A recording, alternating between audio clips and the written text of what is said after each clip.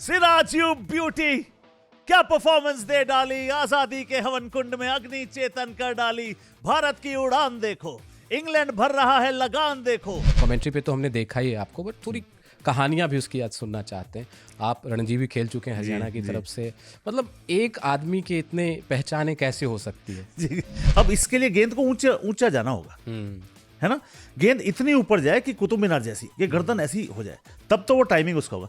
मुझे एक हफ्ता वेट करना पड़ा इस मोमेंट। ओलंपिक गेम्स थे तो मुझे साइकिलिंग की कमेंट्री दे दी, वो उसकी फीड ना आनी नहीं थी चैनल में। वो आ गई तो हमारे एनपी सिंह सर थे, तो उन्होंने कहा पैडी कहाँ, पैडी कहाँ, पैडी आधे घंटे बाद तूने करनी है।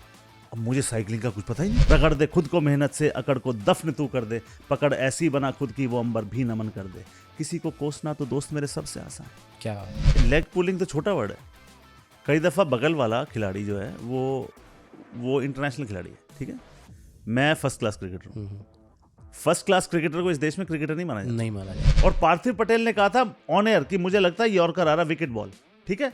ये बोला उन्होंने माइक नीचे रख दिया कि पैडी भाई आपका मोमेंट। उनको लगा ये तो उदास हो गया। उन्होंने कहा पैडी पुत्र क्यों यार, उठा माइक। तो मैंने माइक उठाया, चौका लग गया। तो मैंने कहा चौका लग गया पाजी, खुल के दीजिए दाद, आपने बोलने का मौका दिया, आपका धन्यवाद। जितना बड़ा नाम कमेंट्री बॉक्स में आपके साथ, जितना बड़ा नाम उतना आसान काम करना है। मैंने देखा स्टूडियो में 20 कैमरे आके लग गए और कमेंटेटर्स पे सारे कैमरे हैं। अब मेरे सामने 2 लाइन लिखी हुई रखी हैं एंडिंग के लिए। पेपर में झांकता हुआ नजर आया कैमरे में, तो लोग कहेंगे ये कैसा कमेंटेटर है। आप यही सवाल, एक सवाल पूछिए वीरेंद्र सहवाग से, युवराज सिंह से, जहीर खान से, हरभजन सिंह से कि उनकी जिंदगी का सबसे बेहतरीन कप्तान, और चारों का अगर सौरव गांगुली नाम ना आए, मैं कमेंट्री करना छोड़ दूं। बल्ला बोल बल्ला बोल बल्ला बोल। ये जो है ना आपके अंदर कहीं से कहीं कनेक्शन जोड़ लेते हैं। Balla Bol. Hello and welcome to the OG cricket podcast Balla Bol. दोस्तों, आज हमारे इस खास एपिसोड में एक ऐसी शख्सियत हमारे सामने है जिनका कोई एक परिचय नहीं है। वो मल्टी डायमेंशनल हैं, बहुआयामी व्यक्तित्व के धनी हैं। फौरी तौर पर हमने उन्हें कमेंटेटर के तौर पर जाना, लेकिन जब और जाना तो पता चला ये तो बढ़िया वन लाइनर्स भी डालते हैं, बहुत अच्छा गाते हैं, बहुत अच्छा लिखते हैं और मौके पे कविता रच देते हैं। हमने बचपन में सुना था आशु कवि एक चीज़ होते हैं, मतलब जो मौके पर कविता रच देते हैं। हमने देखा पहले इनको, तब पता चला कि वो क्या चीज़ होते हैं। तो हमारे साथ पद्मजीत सहरावत सर मौजूद हैं। स्वागत है सर आपका। थैंक यू केशव, और आपने मुझे इस लायक समझा कि मैं शो पे आऊँ।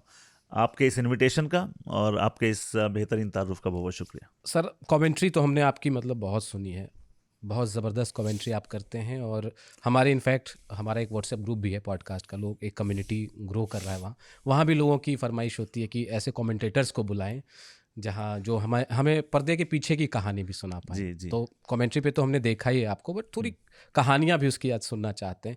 आप रणजी भी खेल चुके हैं हरियाणा की तरफ से, मतलब एक आदमी के इतने पहचाने कैसे हो सकती है।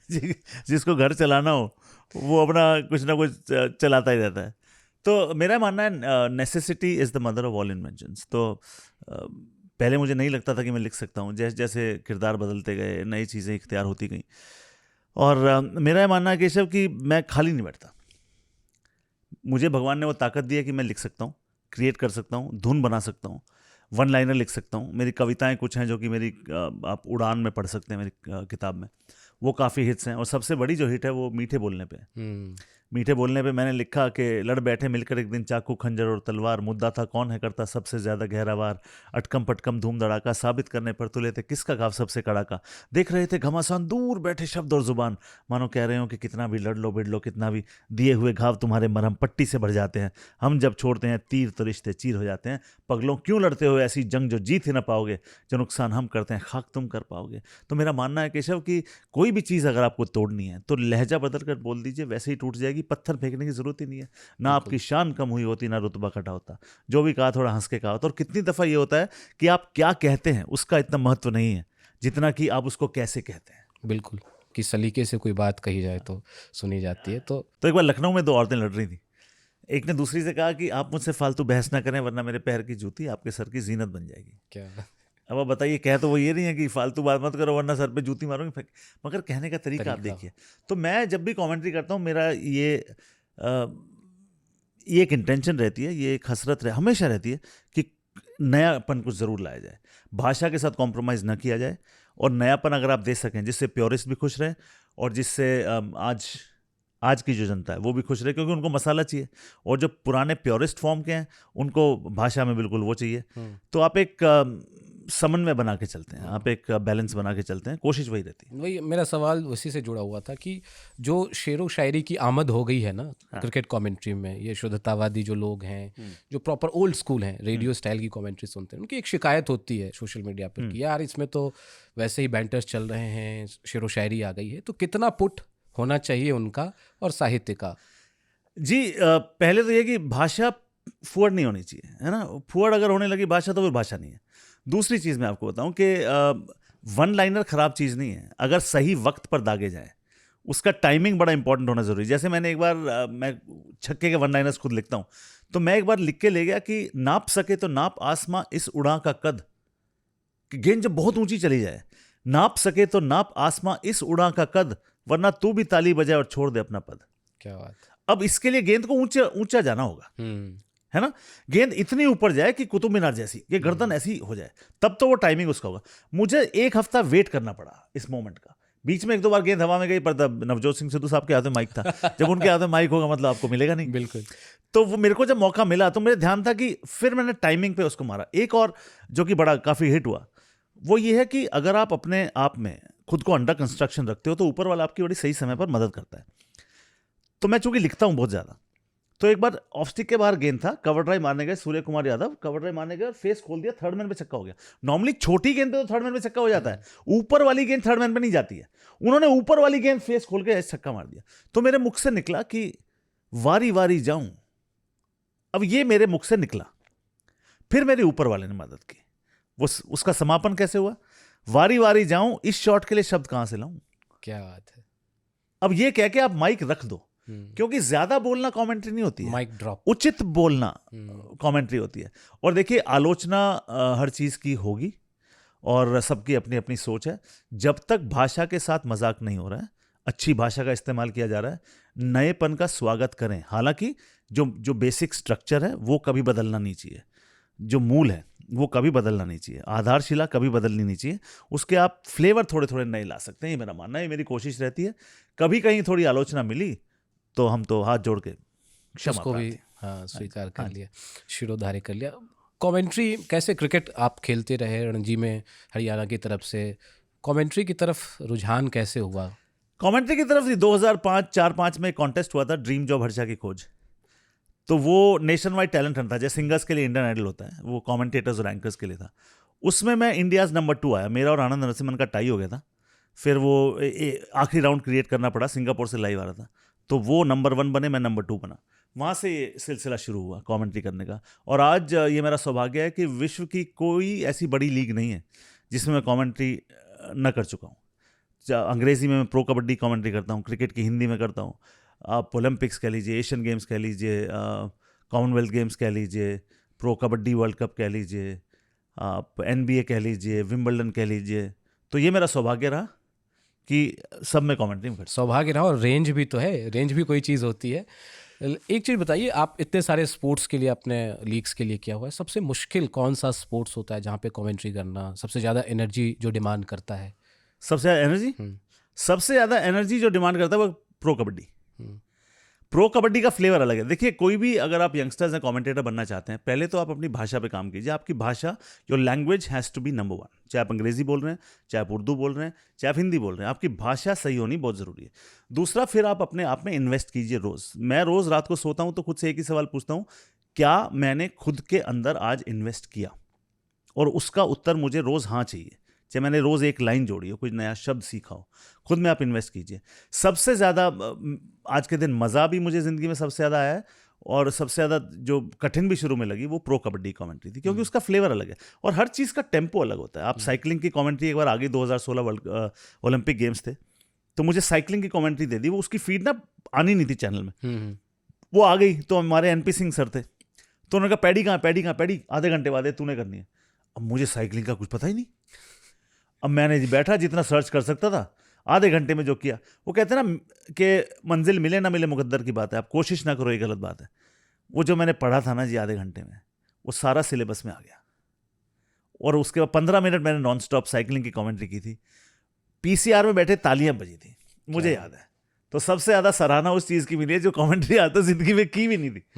तो कहीं ना कहीं अगर आप परिश्रम करते रहेंगे तो ऊपर वाला बैठा है। मेरा खुद की लिखी कविता, अगर आप इजाजत बिल्कुल दें बिल्कुल। पढ़ता हूं। अरे मैंने लिखा कि तिनका तिनका जोड़े जा जो मिला है ओढ़े जा, तिनका तिनका जोड़े जा जो मिला है ओढ़े जा। ऊपर बैठा वो मुंशी, ऊपर वाले को मैंने यहाँ पे मुंशी कहा है, ऊपर बैठा वो मुंशी रख रहा तेरी हर कोशिश का हिसाब। तू बस काम से अपने काम को अपने जोड़े जा, बस जोड़े जा, चलता रहे बस रुकियो ना, राह मुड़ेगी डरियो ना, कभी कुछ कभी बहुत कुछ कहेंगे लोग, तू परवाह इनकी करियो ना। तिनका तिनका जोड़े जा जो मिला है ओढ़े जा, दिक्कत की ऐसी की तैसी आज है कल ना होगी ऐसी, दिक्कत की ऐसी की तैसी आज है कल ना होगी ऐसी। एक माटी का दिया सारी रात अंधियारे से लड़ता है, तो भगवान का दिया है, तो किस बात से डरता है। क्या बात है। मतलब तो ये आप कोशिश करते जाइए, आपके मेरे हाथ में सिर्फ एक ही चीज़ है केशव, और वो है कोशिश। बिल्कुल नहीं, आप जैसे शब्द झड़ते हैं ना आपके मुंह से, 1 मिनट में कोई गिन नहीं सकता है कि कितने शब्द आपने, सब और सारे मीनिंगफुल। ऐसा नहीं कि कोई कुछ भी बोल रहा हो। Thank you. बहुत ज़बरदस्त। जैसे कमेंट्री या एंकरिंग जब आपने शुरू की, कोई ना कोई एक रेफरेंस पॉइंट होता है, कोई ऐसा व्यक्ति या कमेंटेटर जिसको आप बचपन से आपने देखा, आदर्श की तरह माना और कुछ सीखा? देखिए, हिंदी कमेंट्री अगर बात आएगी तो आप संजय बनर्जी को सुनते हैं। आए थे ठीक है, हमारे शो हाँ, में। नहीं बिल्कुल, क्योंकि आपको किसी और को सुनने की ज़रूरत ही नहीं। आप संजय बनर्जी को सुन लीजिए तो आप अच्छा ज्ञान आप पालेंगे। क्योंकि 3 चीज़ें मैं महत्वपूर्ण मानता हूँ कमेंट्री में। एक तो आपका तलफ़ुज़ जो कि उनका अव्वल है, दूसरा आपकी आवाज़ जो उनके पास ऑलरेडी है, और तीसरा आपको सही मौके पर सही बात कहने का आपके पास वो स्टाइल होना चाहिए, वो सेंस होना चाहिए। लोहा गर्म हो तभी हथौड़ा मारो। उनके पास स्टाइल भी है, उनके पास सेंस भी है, उनके पास औजार भी है, और उनके पास कब स्ट्राइक करना है ये काबिलियत भी उनके पास मौजूद है। तो हिंदी में संजय दा हो गए, और ये मेरा सौभाग्य रहा कि काफ़ी समय मैं उनके साथ बिताता हूँ। जब भी प्रो कबड्डी होती है तो मेरी सवेरे की चाय उनके साथ होती है, सवेरे की वॉक उनके साथ होती है, नाश्ता उनके साथ होता है। अंग्रेजी में ऑफ कोर्स हर्षा भोगले को देखा। यस, वॉइस ऑफ क्रिकेट उन्हें हाँ जी। कहा ही जाता है। बट एक गले का भी रोल होता है ना, कि आपके गले में कितना वो है। मेरा सौभाग्य ये रहा केशव कि मैं एक सिंगर हूँ, तो मेरा रोज संगीत का सुबह का रियाज है ना। तो उससे मेरे को बड़ा फायदा मिलता है, कॉन्सर्ट्स में गाने का भी और कमेंट्री में भी।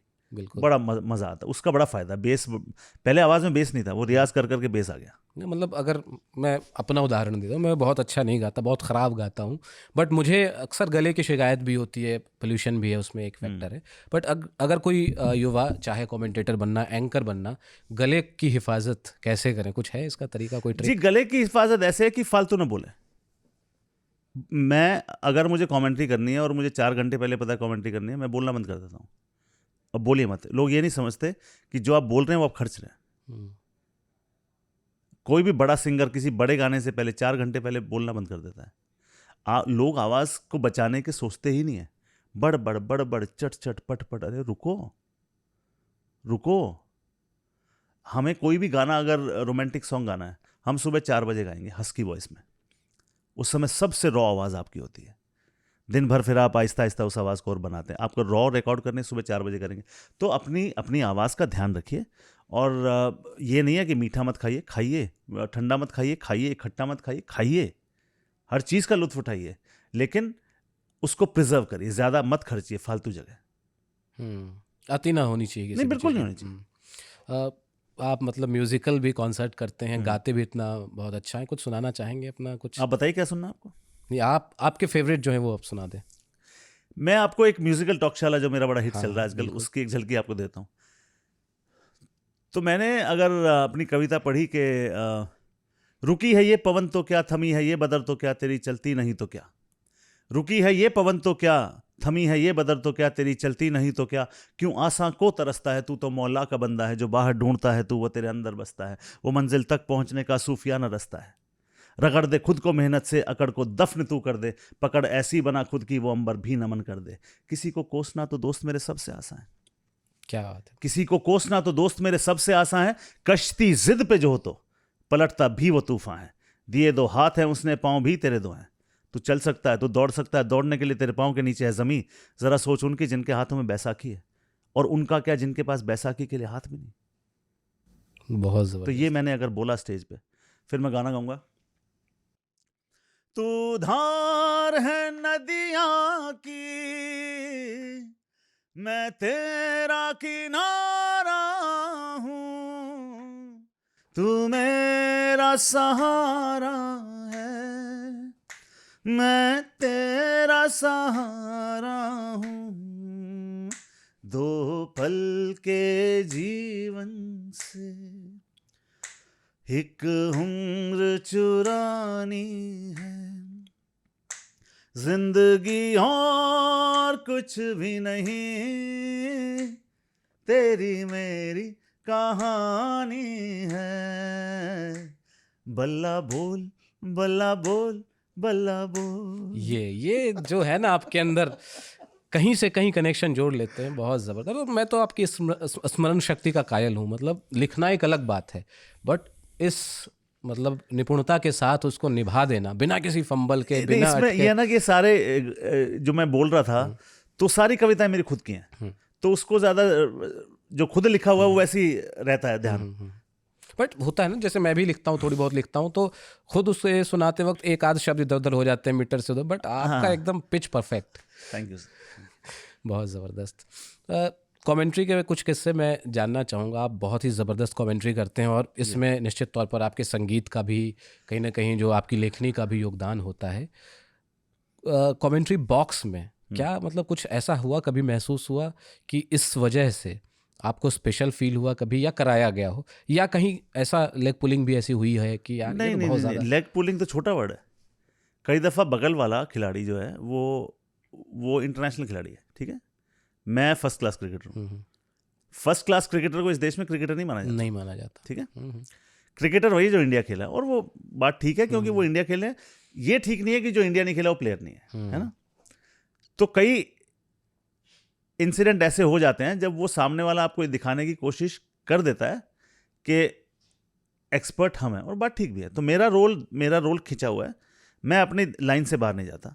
मेरा काम एज ए लीड एंकर है, लीड कमेंटेटर का रोल होता है। बॉल जब शुरू होती है तो आप शुरू करोगे, चौका छक्का नॉर्मली आपको कॉल करना है, विकेट गिरा आपको कॉल करना है, पर वो आपके हिस्से में हमेशा आएगा, ये भूल जाओ। बगल वाला देगा ही नहीं आपको, क्या करोगे? ऑन एयर लड़ोगे तो नहीं, ठीक है। लेकिन मैं यहाँ पे एक बात बताना चाहूंगा। मेरी कमेंट्री का क्लिप थी जो बड़ी हिट हुई, बहुत वायरल हुई। वो सिराज ने आखिरी विकेट लिया था। हाँ, मैं सुनना चाहूंगा वही उसको। वही हाँ, वही हाँ, सुना था पहले तो मैं वो सुनाया था। हाँ, गूज बम्स देते हैं वो। तो वो था कि आखिरी बॉल डली तो विकेट गिरा, तो मैंने कहा clean bowled Siraj, you beauty, क्या परफॉर्मेंस दे डाली, आजादी के हवन कुंड में अग्नि चेतन कर डाली, भारत की उड़ान देखो, इंग्लैंड भर रहा है लगान देखो, ये गगन छोटा पड़ जाए हमारी उड़ान ऐसी है, ये चमन सारा खिल जाए हमारी महक ऐसी है, वंदे मातरम, जय हिंद, सीरीज 2-2 से बराबर। वाह, जबरदस्त। तो ये था। अब इसमें मजेदार बात क्या है? मजेदार बात ये है कि ये वाली गेंद जब शुरू हुई, सिराज चले, माइक था पार्थिव पटेल के हाथ में, और पार्थिव पटेल ने कहा था ऑन एयर कि मुझे लगता है यॉर्कर आ रहा, विकेट बॉल, ठीक है, ये बोला उन्होंने। और जैसे ही सिराज यहां पे आया डिलीवरी स्ट्राइड में, उन्होंने माइक नीचे रख दिया कि पैडी भाई आपका मोमेंट है। कोई और होता, हो सकता है आपको मिले ना मिले, चांसेस कम ही होते हैं ऐसे में। हालांकि एथिकली वो हमारा डिपार्टमेंट, लीड कमेंटेटर का रोल है वो। उसने माइक नीचे रखा, ये उसका कैरेक्टर दिखाता है उस लड़के का। पार्थिव पटेल का कैरेक्टर दिखाता है ये।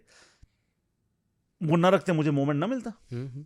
तो ऐसे अच्छे लोग भी आपको मिलते हैं, कुछ ऐसे भी आपको मिलेंगे। नाम तो मैं कभी लूंगा नहीं, क्योंकि देखिए वो घर के अंदर की बात है, कभी बाहर आनी नहीं चाहिए। लेकिन ऐसा कई बार लोग आपको फील कराने की कोशिश करते हैं। एक थे मेरे साथ जो बैठे थे, तो मैं इंटरनेशनल क्रिकेट नहीं थी, वो एक प्राइवेट लीग में कमेंट्री में कर रहा था। तो एक ने ऑन एयर थोड़ा मुझसे पंगा लिया, तो मैंने एक ही बात बोली, मैंने कहा आप चांद की तरह हैं, नूर भी, दूर भी, गुरूर भी। मैं थैंक यू। समझ में आई थी उनको ये बात? हाँ, आ गई, हंसे काफ़ी, फिर ये हुआ। और उम्र में भी बड़े हैं, तो देखिए उम्र में बड़े हैं तो हम क्रिकेटर्स के लिए तो सीनियर क्रिकेटर हमेशा भैया ही रहता है। तो कई दफ़ा ऐसे अनप्लेजेंट किस्से होते हैं, कई मज़ेदार भी होते हैं। जैसे एक बार आप नवजोत सिंह सिद्धू साहब के साथ कमेंट्री करोगे तो वहां आपको छोटी सी विंडो मिलेगी, आपको अपना पाँव अंदर रख के आपको घुसना है। आपके पास काबिलियत है तो कर लो, वरना भैया बैठे बैठे मैच देखते रहो। तो एक बार क्या हुआ, 2 किस्से बताता हूँ। पाजी ने ना वो 5 बॉल लगातार पाजी बोल गए, पाजी के हाथ में माइक होता तो पाजी बिल्कुल, बोलेंगे। हाँ हाँ। तो मैंने नीचे रख दिया माइक, मैंने कहा छठी भी पाजी बोलेंगे, मैं मैच देखने लग गया। तो उनको लगा ये तो उदास हो गया। हाँ हाँ। उन्होंने कहा पैडी पुत्र क्यों यार, उठा माइक। तो मैंने माइक उठाया, चौका लग गया। तो मैंने कहा चौका लग गया पाजी, खुल के दीजिए दाद, आपने बोलने का मौका दिया, आपका धन्यवाद। पाजी कह रहे हो गुरु पंच मार गया, पैडी अगले ओवर में आ तू। लेकिन उनका ये है कि वो बड़ा हंस के लेते हाँ हैं हाँ, बातों को। बिल्कुल स्पोर्टिव। एक और चीज क्या थी उनका, ये है कि आखिरी पंच तो पाजी मारेंगे, तुम कितने मार लो, ठीक है।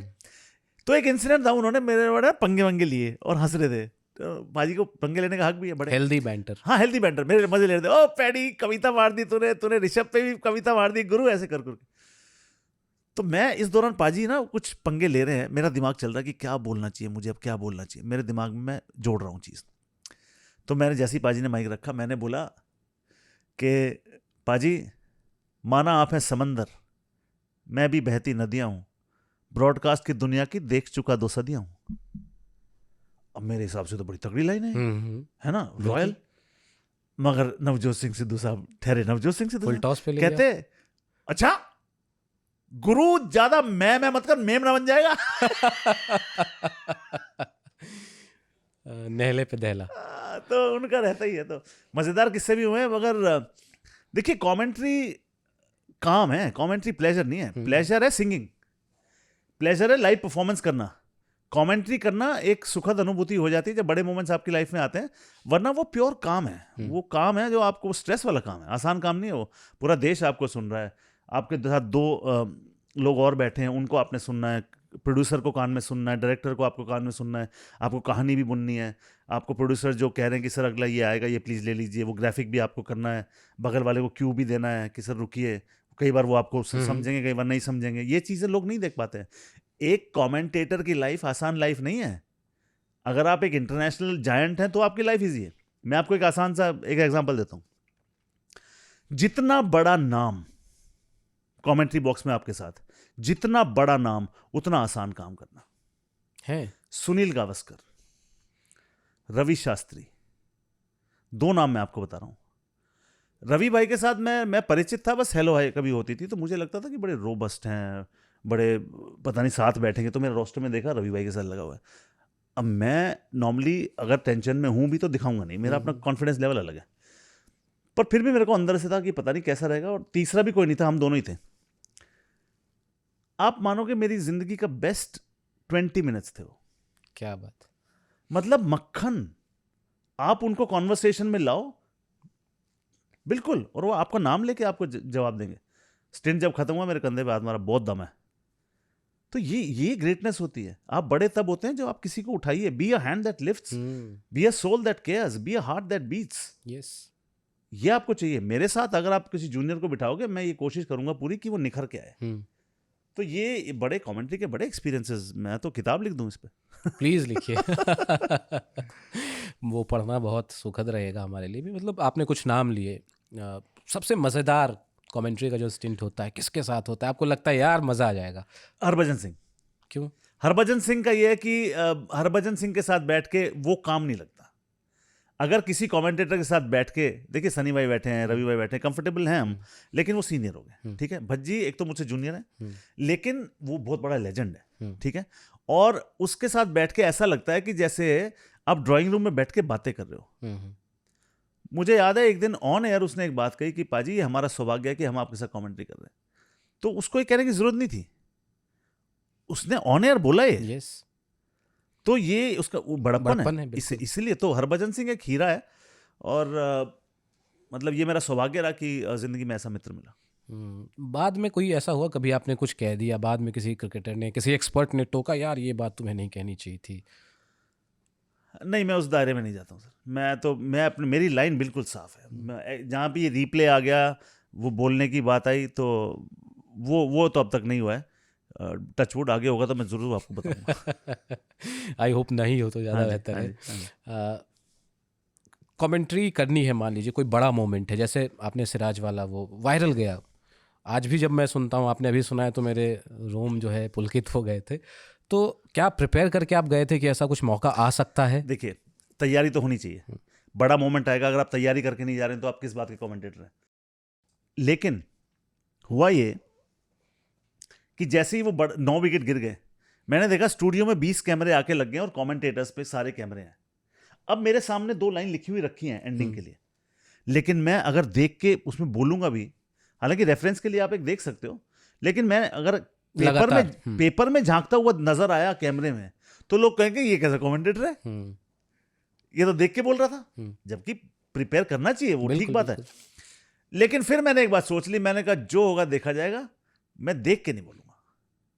और जैसे ही वो आया, मुझे नहीं पता मैंने क्या बोला, जो मेरे जहन में आता गया मैं बोलता गया। अब वो जो लाइन है कि ये गगन छोटा पड़ जाए तेरी उड़ान ऐसी हो, चमन सारा खिल जाए आपकी महक, वो तो मेरी खुद की कविता है, तो वो वहां से आ गई। तो कुछ प्लान नहीं था, वो तो सिराज ने जो लिया, फिर मैं टेक ऑफ था। फिर तो जो मैं बना के ले गया था वो तो कुछ और था, मगर ऊपर वाले को मंजूर कुछ और था। वो वहां पे वो, और टचवुड मुझे उसका इल्म नहीं था कि वो वायरल हो गया। मैं जब एयरपोर्ट पे गया तो 2 लोग तो मेरे पास आके उन्होंने वो क्लिप चला दी कि सर ये आप ही तो। तब मुझे समझ में आया कि ये तो, अगले दिन पता चला कि ट्विटर पे लोग ढूंढ रहे हैं, ट्विटर पे पता चला कि मैं हुई नहीं, मैं होऊंगा ही नहीं कभी।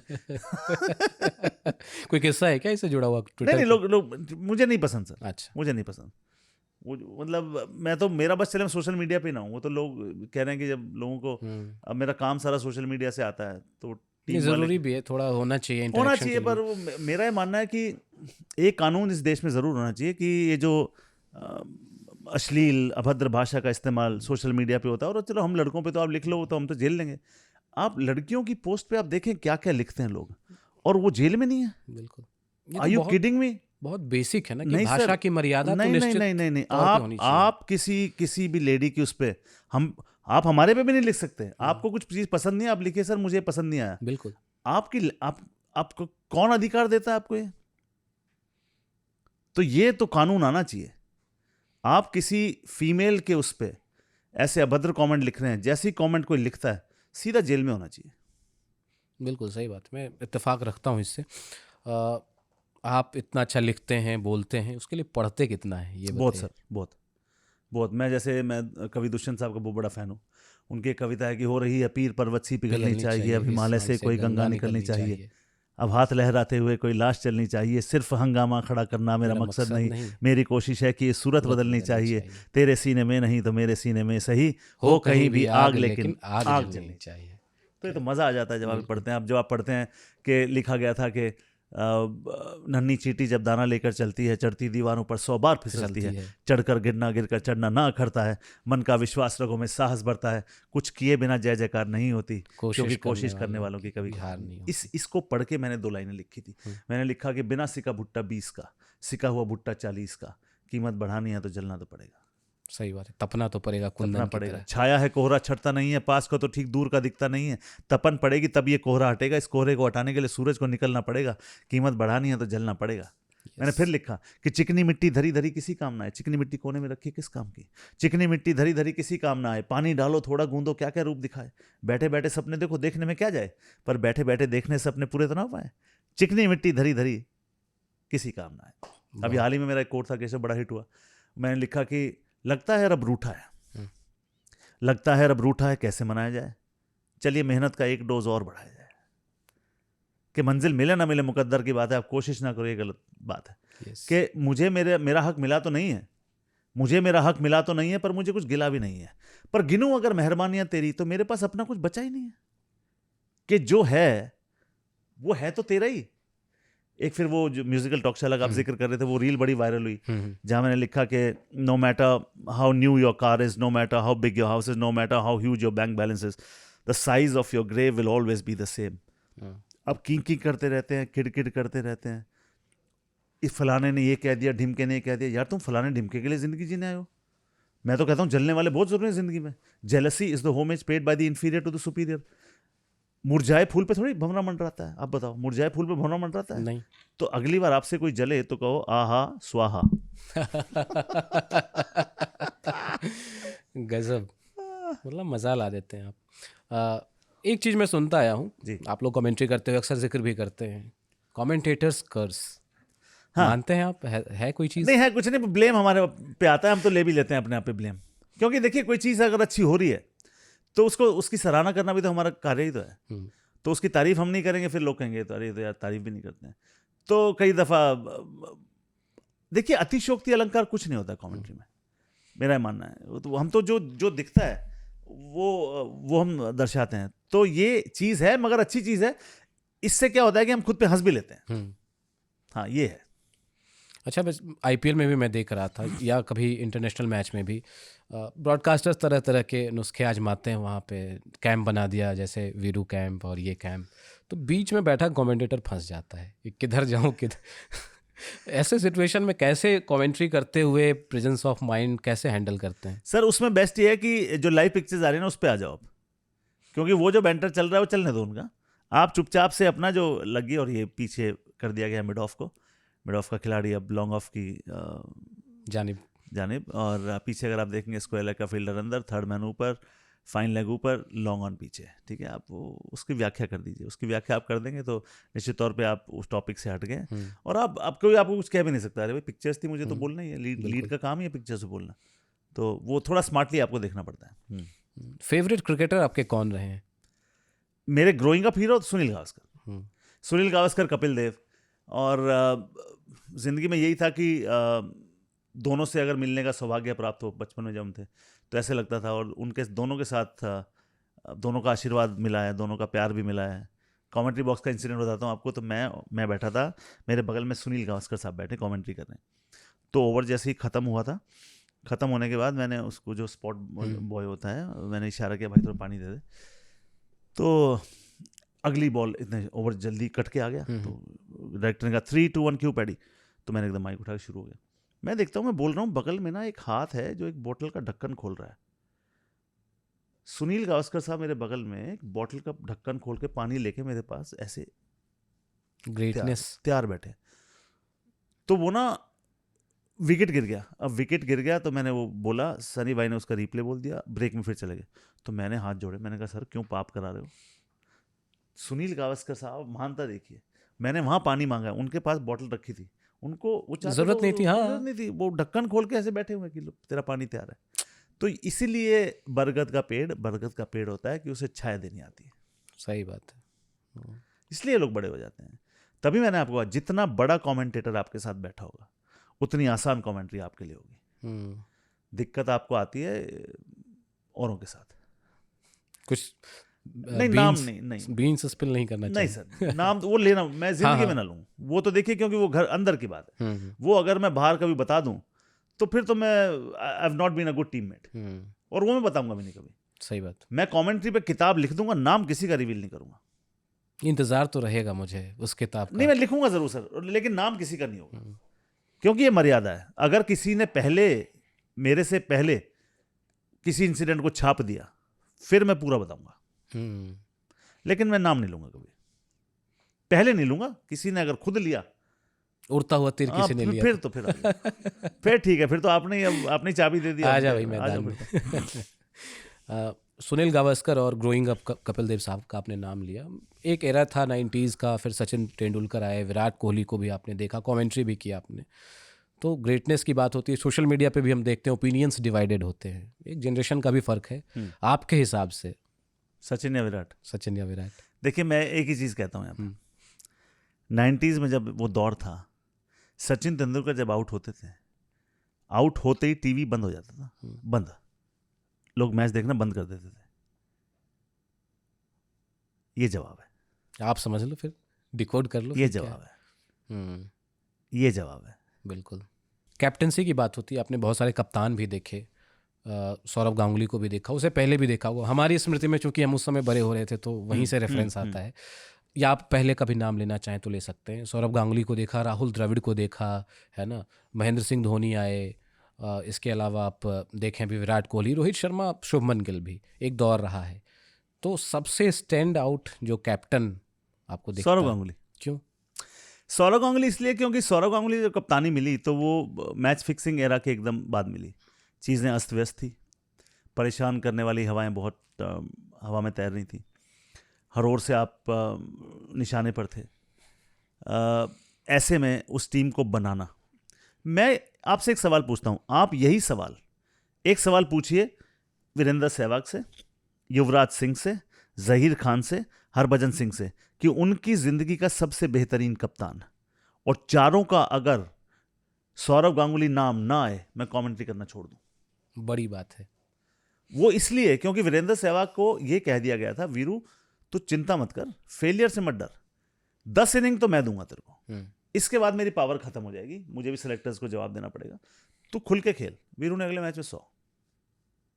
आप समझ रहे हो, कप्तान जब कांधे पे हाथ रख दे और कह दे चिंता अगर मैं हूं ना, तो आपका सारा भार हट जाता है। और कहते हैं कि वीरू ने लड़े भी वीरू से कि मैं ओपन करा रहा हूं, कह रहे और कोई जगह नहीं है मेरे पास, मैं कहां खिलाऊं तेरे को, तो सचिन को जाके बोल दे 4 से हट जाए, सचिन को कौन बोलेगा।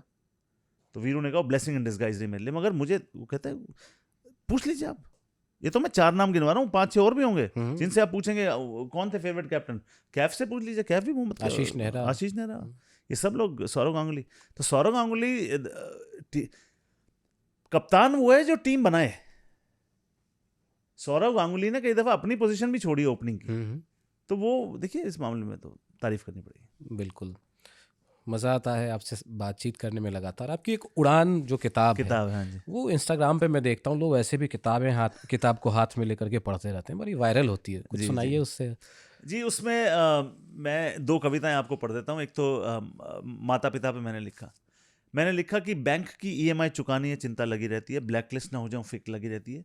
एक माँ बाप भी है जिनकी एक EDI बनती है, ईजी डेली इंस्टॉलमेंट, वो देने में भी कंजूसी लगी रहती है।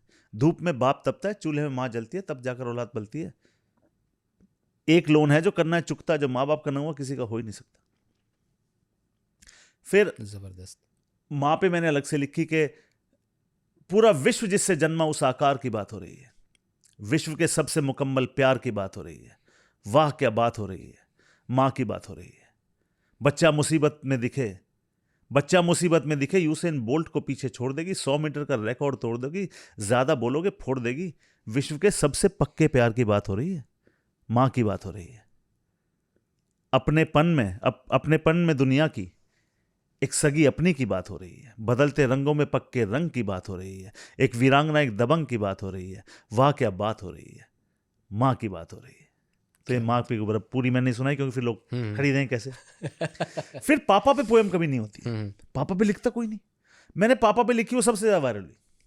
मैंने लिखा कि बिन कार्ड का ATM पापा, हमेशा चलने वाला सिम पापा, बिन कार्ड का ATM पापा, हमेशा चलने वाला सिम पापा, कर्मठ सिद्धि दबंग पापा, मेरा ताज मेरी मीनार पापा, रविवार को भी सोमवार पापा, कि संडे को भी काम करता है, रविवार को भी सोमवार पापा, तपता घिसता पिसता जलता शिकन का ना नामो निशान पापा, 9 to 5 24/7 पापा, मेरी पुलिस मेरा अस्पताल पापा, ऑफिस की टेंशन जिंदगी से युद्ध, घर में ऐसे आएंगे जैसे गौतम बुद्ध, ऑफिस की टेंशन जिंदगी से युद्ध, घर में ऐसे आएंगे जैसे गौतम बुद्ध, एक पानी का ग्लास दे दो उसी में खुश हो जाता है, ये पापा है, बच्चे की मुस्कान पे बिक जाता है।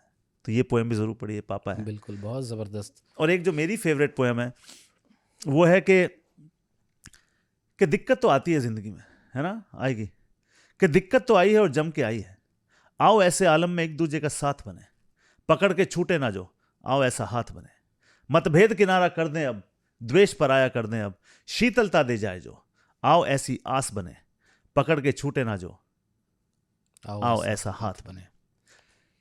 कल को मुड़कर देखोगे जब इस काली बदरी को तुम, कल को मुड़कर देखोगे जब इस काली बदरी को तुम, तो खुद का दिया हुआ योगदान याद आए, एक मुस्कान चेहरे पे तैर जाए, इस भीषण विपदा में तुम कोई ठंडी फुहार बनो, पकड़ के छूटे ना जो, आओ ऐसा हाथ बनो। बहुत शानदार। और एक और कविता जो मैं सुनाऊंगा, और गौतम गंभीर की फेवरेट है वो गौतम कई बार सुन चुके हैं मुझसे। मैंने लिखा डर पे कि डरपोक है डर तू बनने डर, ना इधर ना उधर, आंख में झांक के खूब खींच ताक के तू दिखा अपना असर, घूर के देख ले ये भाग जाएगा, जितना डरेगा उतना डराएगा, एक कदम ठोस सा भरा तेरे जोश से, तू बन के बॉस सा अब लेके देख ले, देख कर तेरा कदम ठोस सा तेरा कदम, खींच लेगा डर कदम चुपचाप से, क्योंकि डरपोक है डर तू बनने डर।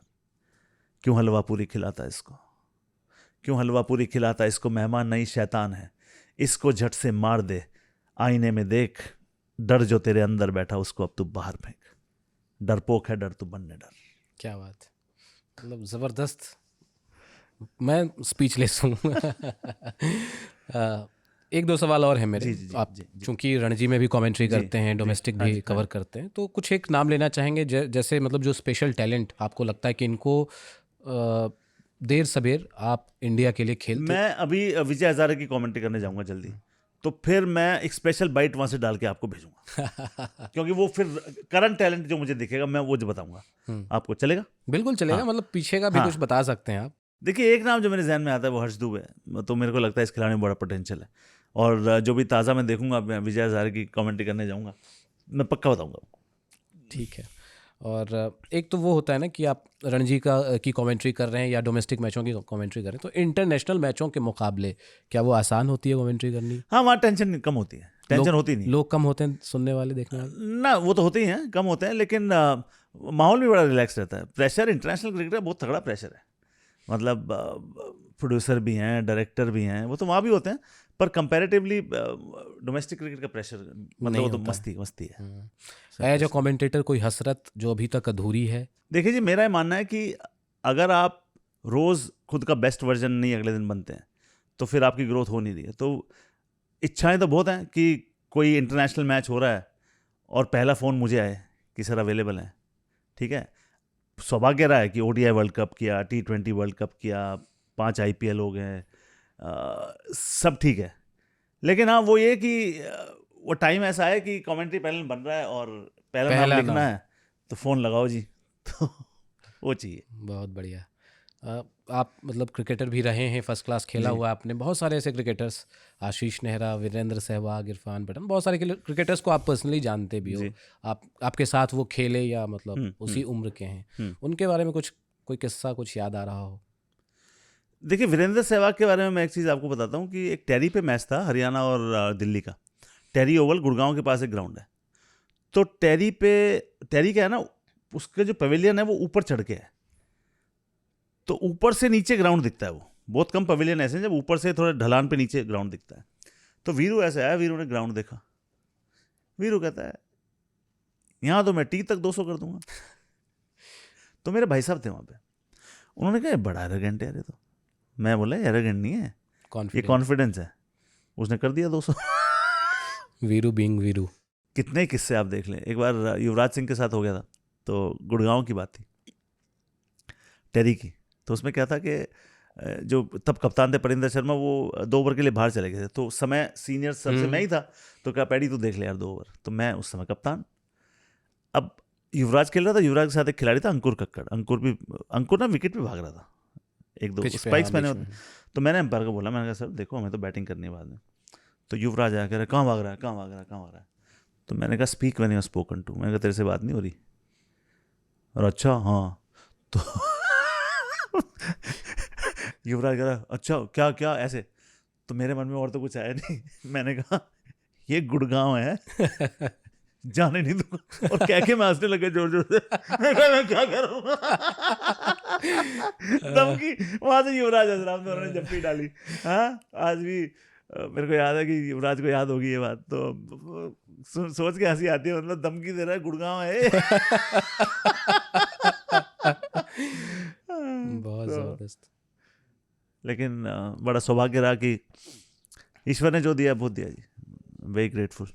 नहीं, और आप लौटा भी रहे ना अपने शब्दों के जरिए, अपनी आवाज़ के जरिए, जो लोगों तक लौट रहा है वो भी उसी का दिया लोगों तक पहुंचा रहा हूँ। मेरा खुद का किसी के पास कुछ नहीं है सही में, क्योंकि अगर वो आपको हुनर ना दे, कल को वो मेरा हुनर मुझसे छीन लेंगे, मैं कहाँ जाऊँगा। तो मेरा खुद का लिखा हुआ कोट है केशव के, किस बात का घमंड किस बात का गुरूर, किस बात का घमंड किस बात का गुरूर, न जाने कब रोल काट दें ऊपर वाले हुजूर। कि उन्हीं का दिया है वो कब ले लें। सही बात। तो जो मिला उसमें खुश रहो। तो इतनी अच्छी बात आपने कही, इतने सार गर्भित आपके वन लाइनर्स आए जो सिर्फ हंसाते नहीं हैं, सोचने पर भी मजबूर करते हैं। तो बहुत मज़ा आया। बातचीत और लंबी की जा सकती है, लेकिन थोड़ी कर लेंगे एक दिन और, आप बुलाइए। हाँ, कभी और ये वादा रहा, जिस दिन आप बुलाएंगे मैं आ जाऊंगा। बिल्कुल। शुक्रिया आपका समय देने के लिए। Thank you. और आपको मुझे क्या उम्मीद, क्या भरोसा है कि ये पॉडकास्ट, ये बातचीत आपको एकदम ज़बरदस्त लगी होगी, और आप बिना कहे लाइक का बटन तो ठोक देंगे एकदम। कमेंट करिए, कुछ हमसे रह गया हो, वो अगली बार कभी सर के साथ बैठना हुआ तो उस पर चर्चा करेंगे। हाइप का बटन भी दबाइए, और इस पॉडकास्ट को, इस एपिसोड को जहाँ तक पहुँचा सकते हैं, मैं तो कहूँगा जंगल में आग की तरह फैला दीजिए, प्रसाद की तरह बांटिए लिंक को। और मिलते हैं अगले एपिसोड में। आप सुनते और देखते रहिए बल्ला बोल। नमस्कार।